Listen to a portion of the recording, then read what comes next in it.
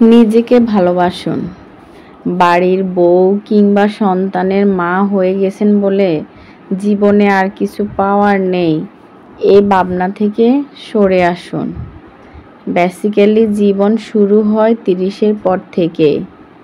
তখন হয়তো দু একটা সাদা চুল মাঝে মাঝে উঁকি দেয়, চোখের কোণে ডার্ক সার্কেল পড়তে শুরু করে, চামড়া কুঁচকে না গেলেও আগের মতো সেই উজ্জ্বলতা থাকে না ঠিকই, কিন্তু বয়স আর অভিজ্ঞতা মিলেমিশে চেহারায় যে দৃঢ়তার ছাপ আসে, চোখে মুখে ব্যক্তিত্বের ছায়া দেখা যায়, মেয়েদের ওই রূপেই সবচেয়ে বেশি বিউটিফুল লাগে। আমাকে কে আর দেখবে, কার জন্য সাজবো, এই মনোভাব বাদ দিন। নিজের জন্য সাজুন।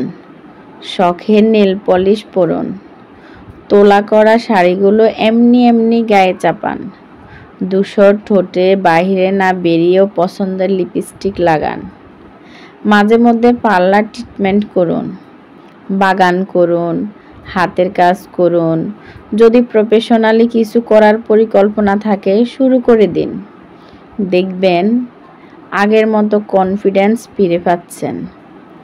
সবসময় স্বামী ছেলে মেয়ের পছন্দসই রান্না না করে সপ্তাহে একটা দিন নিজের পছন্দের রান্নাগুলো করুন।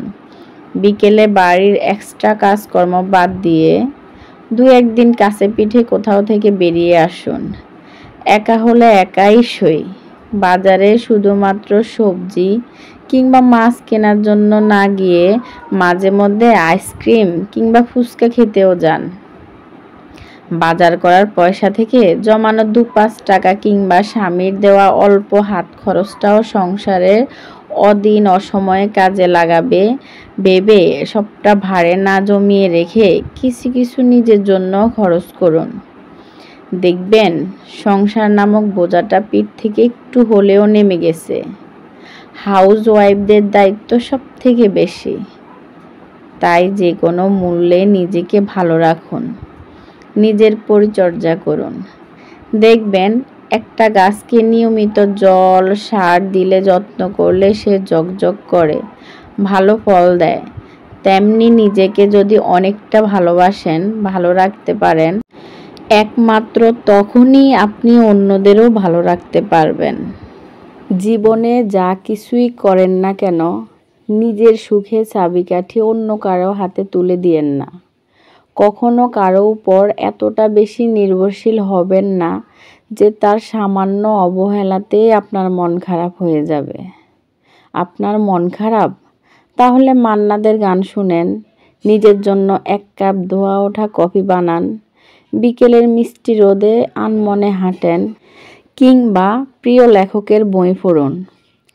খুব বেশি একা লাগলে বা মন খারাপ হলে ঘর অন্ধকার করে কিছুক্ষণ চুপচাপ বসে থাকেন, প্রার্থনা করেন, পুরনো স্মৃতি মনে করে হাসেন, কাঁদেন, কিন্তু নিজের সাথে এমন একটা সম্পর্ক গড়ে তোলেন যেন দুঃখের দিনগুলোতে কাউকে না পেলেও নিজেই নিজের সবচেয়ে কাছের বন্ধু হয়ে উঠতে পারেন। যদি কোনো কাজে সফল হন, নিজেকে পুরস্কৃত নিজেই করুন। যদি ব্যর্থ হন, নিজের সাথে নিজে একটু অভিমান করুন, কিন্তু হাল ছাড়বেন না। তবে কখনোই অন্যের চোখে নিজের জন্য পারফেকশন খোঁজার ভুল করবেন না, কারণ মানুষ সবসময় আপনার গুণের চেয়ে ত্রুটিগুলোই বেশি দেখতে পায়। আপনি যদি নিজেকে মূল্য দিতে না শিখেন, তাহলে কেউ আপনাকে গুরুত্ব দেবে না। তাই নিজেকে ভালোবাসা ও শ্রদ্ধা করা শিখুন। নিজেকে শক্তিশালী করুন, আত্মসম্মানের সঙ্গে জীবনযাপন করুন। নিজের জন্য টাকা খরচ করতে শিখুন। আপনি যদি নিজের ওপর বিনিয়োগ করেন, অন্যরাও আপনার ওপর বিনিয়োগ করবে। সফল হন নিজের লক্ষ্যে, মনোযোগী থাকুন, ব্যস্ত থাকুন। আপনার অর্জনই আপনাকে সম্মান এনে দেবে। নিজের সময়ের মূল্য বোঝেন। অন্যদের জন্য নিজের সময় নষ্ট করবেন না, যারা আপনার সময়কে গুরুত্ব দেয় না। মানুষকে তাদের প্রাপ্য মতো আচরণ করুন, অযথা কারো প্রতি বেশি দয়া দেখিয়ে নিজের মূল্য কমিয়ে ফেলবেন না। যদি কেউ আপনার ঋণী না হয় তাহলে 2 বারের বেশি কল করবেন না। যদি তারা আপনাকে গুরুত্ব দেয় তারা নিজে থেকে আপনাকে কল করবে। আপনি যা করেন তাতেই সেরা হন। নিজের কাজে দক্ষ হন। সফলতা আপনাকে স্বয়ংক্রিয়ভাবে সম্মান এনে দেবে। নিজেকে ভালোবাসুন, সম্মান করুন আর দেখবেন বিশ্বও আপনাকে সম্মান করবে।